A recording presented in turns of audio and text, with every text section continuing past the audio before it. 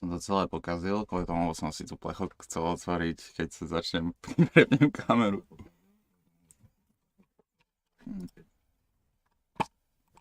Poviem, že ide zvuk. Dobré ráno, vítajte pri 0. hodine. Dnešná téma bude kofeín. Najprv som chcel riešiť tému TikTok, kvôli tomu, lebo som si nainštaloval TikTok 2 dní dozadu, ale to si necháme na zajtra. Včera som nemal kofeín, tak preto dnes bude téma kofeín. Keď som bol mladší, mal som 17, 18, podľa mňa som mal akurát 18 rokov a riešil som to, že som ešte nemal kofeín a že veľa ľudí mi príde na tom závislých a teda som vnímal tú realitu toho, že keď to vyskúšam, tak sa mi to pravdepodobne bude páčiť a teda budem na tom závislý, ale existencia bez kofeínu je dobrá v tom, že kým nevieš, že existuje kofeín, tak nevieš, čo je ten stav byť nakofeinovaný a vlastne teda ten nejaký ten budič života.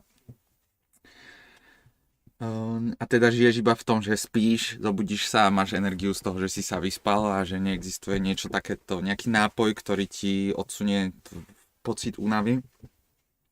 Samozrejme potom, keď som prvýkrát ochutnal kávu, tak som sa hneď stal závislým.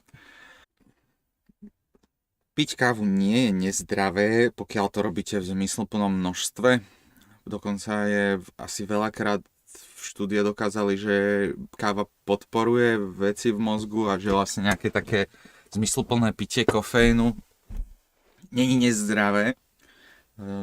Isto je nezdravé piť také, že extrémne množstva kofeínu celý deň, alebo teda piť kofeín v nesprávnej časy počas dňa. Prvý nesprávny spôsob pitia kofeínu je káva, ktorú si dáš hneď potom, ako vstaneš.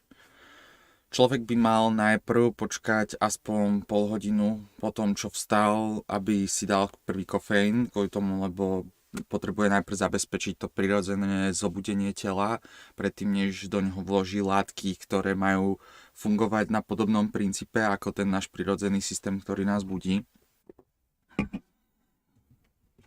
Preto ja si napríklad dávam budík na 5:30 a keď idem do gymu na 6, tak aby vlastne som stihol, že nejdem po 10 minútach, odkedy som stal, si nasypať pumpu, ale že aby som mal aspoň tú pol hodinu, odkedy som roztvoril oči a vypil nejaký kofeín.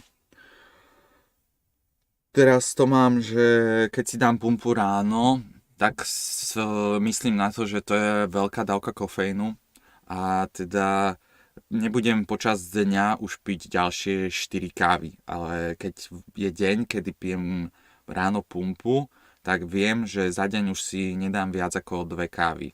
Najbližšiu kávu si dám niekedy po obede a potom poslednú kávu si dám niekedy okolo 4. Odporúčané je to ešte trošku skorej, tuším, pred spaním prestať piť kofeín, to znamená, že posledný kofeín by si teoreticky mal piť o nejakej 2, ak ideš spať o 10. Je tam, tuším, ten 8 hodín pred spánkom by si to mal piť posledný krát. Čo je príliš veľa kofeínu?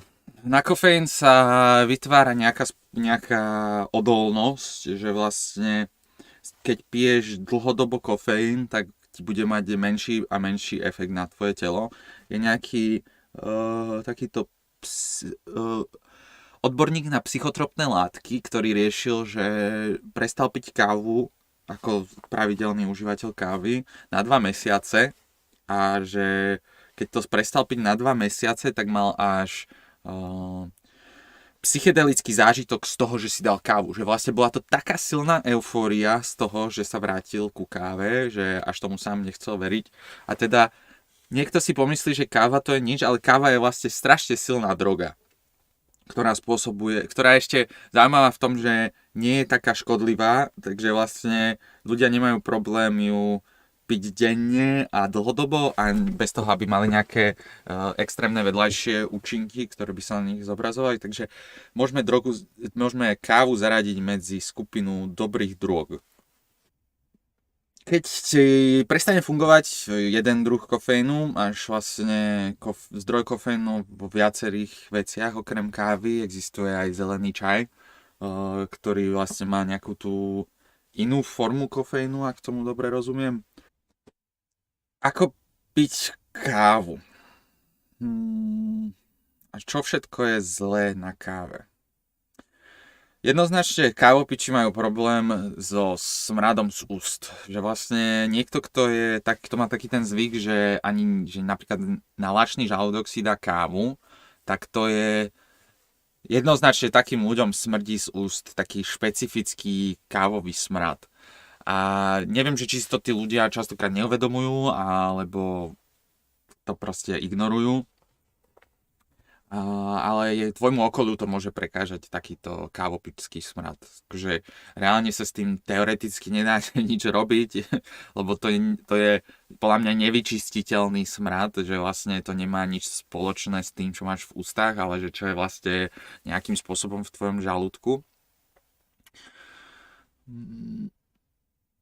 Kávu môžeš piť na rôzne spôsoby, rôzne druhy.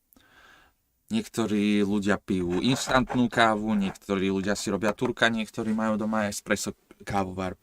Ja osobne mám najradšej asi espresso, lebo mám rád intenzitu chutí kávy. Kedysi som bol, že to je hnusná chuť, až na to, že si myslím, že chuťky sa ti za život nejakým spôsobom pozmenia.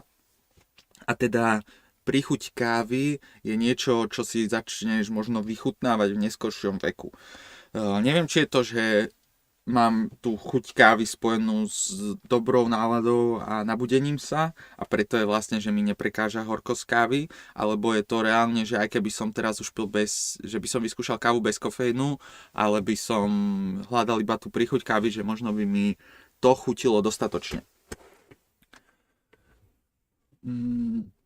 Veľa ľudí si sladí kávu, čo ja vlastne nerobím, lebo vyhľadávam kávu, ktorá mi chutí. Možno to je, že skúste si niekedy priplatiť za kvalitnú kávu, že vlastne nekúpiť si najlacnejšiu kávu, ktorá existuje a možno vyhľadať nejakú príchuť, ktorá je niečím pre vás zaujímavá. Káva samozrejme môže byť hrozne drahá záležitosť, keď napríklad chodíte do kaviarní. V kaviarniach, keď si predstavím, že tá markup, neviem, jak sa povie po slovensky, prirážka za to, že to máte kávu v kaviarni, je častokrát, že tá káva by vás vyšla možno na 50 centov v surovinách, kebyže si ju robíte doma, ale v kaviarni za ňu zaplatíte častokrát 2, ak nie 3 eurá. Samozrejme je pravda, že v kaviarni pravdepodobne majú drahý kávovar, ktorý doma nemáš. Že také tie dobré kaviarne majú nejaký 3000 kávovar, ktorý kebyže si máš kúpiť ako vstupnú investíciu do toho piť kávu, tak by si najprv musel vypiť, keď piješ 2 kávy denne, musel by si 5 rokov chodiť na kávu, dobre to rátam? 3000, som zle, 2 kávy denne za rok, to je 600 káv, 600 káv za 2-3 eurá, to máme okolo tých 1800 eur. Takže reálne rok by si musel chodiť na kávu, aby si splatil polovicu takého kávovaru. A to je, že to nerátam do toho tú surovinu kávy, som sa ešte tam zabudol, takže ešte to by sa tam pridalo. Takže mať pohľad na to, že káva v kaviarni je drahá, uhol pohľadu. Keď pre niekoho, kto nemá rád kávu a nevie, koľko stoja kávovary, je to dosť pravdepodobne drahá vec. Pre niekoho, kto si uvedomuje, že ten kávovar si nemôže dovoliť a je to vlastne lábužnícky zážitok ísť na takú kávu, nie si urobiť doma nejakého turka. Pre ľudí, ktorí nevedia, čo je to turek, je to, že mletá káva nasypaná do pohára, zaliata horúcou vodou. Tým pádom sa zmieša to kávové pomleté zrno s vodou a teda ja to nemám rád, lebo nemám rád piť ten zbytok kávy. Ja mám rád espresso, ktoré je robené cez kávovar, že pretlačí sa cez mletú kávu vodná para a tá vlastne sa spôsobí, že sa zmení na kávovú tekutinu. Neviem, či to dobre viem, ako to funguje. Ale najradšej mám toto tu na.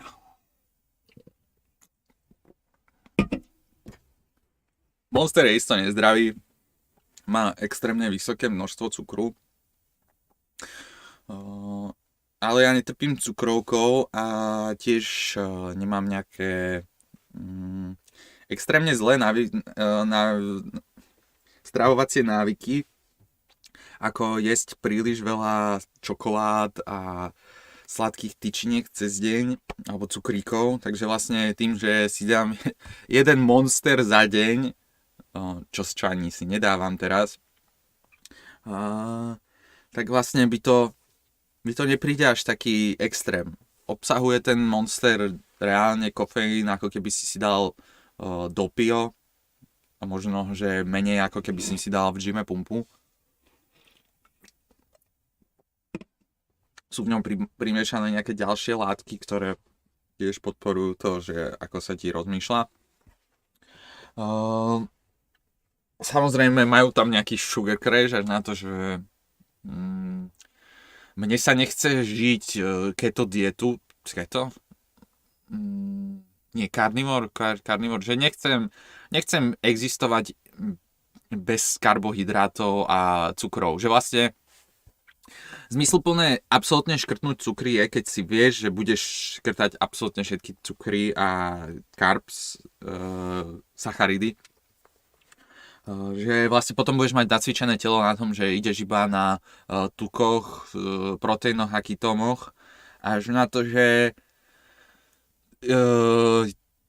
podľa mňa je to nuda takým spôsobom jesť. Musíš vyradiť všetky koláče a neviem čo všetko. Pečivo, ktoré niekto má veľmi rád. Ja sa snažím vyradzovať pečivo, ale tiež to mám niekedy na to chuť, rovnako ako cestoviny. Preto som taký, že keď je deň, kedy nejdem do gymu a teda nejdem si dať pumpu, je, že si dám Monster, lebo mám rád tú chuť a mám rád ten kofeín.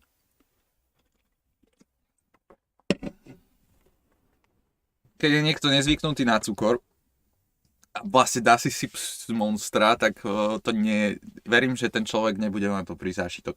Vlastne bude to pre ňoho príliš sladké. Však to je vlastne cukrová voda s bublinkami a kofeínom.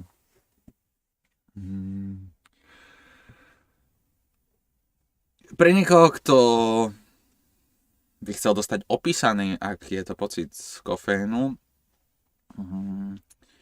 pre mňa je to ako keby som mal nôž, ktorý pôsobí, že je ostrý a dokážeš s ním prerezať niečo, ale od momentu, kedy ho poriadne nabrúsiš brúsičom na nôž, v tomto prípade je brúsiš na nôž naša káva, tak ostrosť toho noža stupne na takú úroveň, že predtým ho môžeme nazvať tupým.